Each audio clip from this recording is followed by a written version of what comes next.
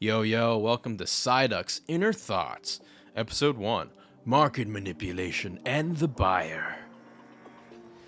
My name is Changief, and you're here to just watch me draw and just visit my train wreck of a mind of just me talking to myself and just talking about topics,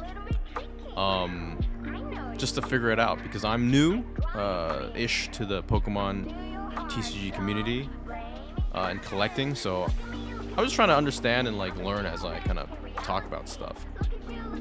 And hopefully you guys out there can teach me stuff, and correct me on some stuff, because I don't know, I'm just talking.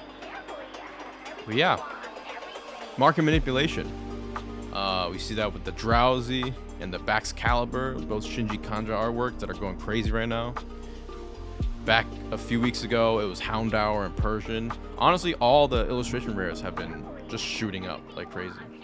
And everyone's making videos and talking about market manipulation this, buyouts this, you're going to lose your money, evil people, evil, market manipulators, From my understanding, market manipulation is when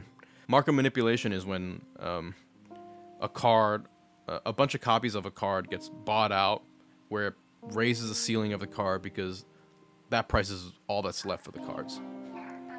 And essentially that benefits it benefits flippers or people who have the cards, because they can sell the cards at a new high now, right? And the people who get hurt are the people who buy at the high, and potentially the price drops when a bunch of people are trying to sell.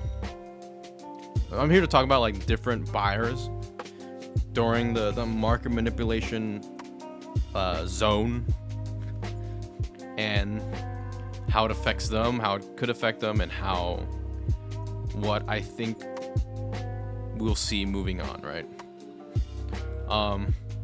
Just to preface, I'm talking about $1 to $20 cards, maybe $30 cards. Cards that aren't huge, because I am not a mega whale collector yet. I'm not ready to put $100+ into a single card. And this is also not talking about sealed. Sealed, I'll do another video about it, what I think about it and stuff like that. But yeah, the buyers. I think there are a few different classes of buyers here, and they all kind of multi-class together everywhere. But I think we can start out with the people who ignite the buyout, essentially. One, we have the PokeTubers, the ones that are doing videos that are oh, this is undervalued, oh, this card might go up, this card is prime, all those kind of, essentially the stock market videos, right? Now I don't think what they're doing is bad. I think they're just making videos of content, right? And they're just saying their thoughts on a card, right? That's I think that's what this space is about, right? But they usually, when they talk about a card, usually those cards see a rise just because, either they introduce people to those cards that don't know, or people are looking and waiting for cards to go in on, and they're only, instead of doing the research themselves, they're no, I'll just watch a PokeTuber talk about it and I'll jump in on that. So I mean,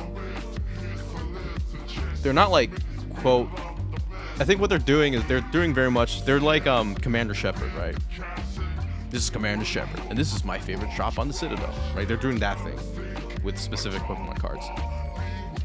On the other side of that coin, we have the evil corpos, or the people who you see them, their hands clasped or fingertips touching, and they're smiling with their glasses glint, and they're today we're going to buy out the Slowpoke AR. We'll make millions. Or they'll raise the ceiling of that. They're the people who are have their own community that target a card every day or so. They both kind of do the same thing, where they kind of I guess flip the switch on cards potentially moving. And then we have the followers. Those are the people who are like following the PokeTubers or following the other group, and they're the ones that are like, oh, everyone's buying this, I'm gonna buy this too before this goes up, because we're all pumping that, right? The other people will kind of like buy a bunch of stuff because like other people kind of tell them to, or they suggest that, or they see the price rise a bit and they're like, okay, I'm gonna buy while it's going up, right? There's those groups, and then there's normies and Pokefans, people who are just like, they kind of float or phase in and out of the Pokemon TCG fandom, and they just buy it. They buy a card when they want it, and wherever the price point is, if they can afford it or not, they'll skip it if they have to. They're just kind of like they're like in like a mosh pit of like Vikings marching for war. They're the people who are on the side like picking flowers, being like, yeah, I like this flower, and sticking in their ears, and like, you know, like they wander off, come back to the battle, slay some beasts, you know, sees another flower, picks that up, enjoys their time. They're just chilling, right? And then we have the whales, the cosmic, the different tiers of whales. You have like the dolphins, the palafins, the uber cosmic whales.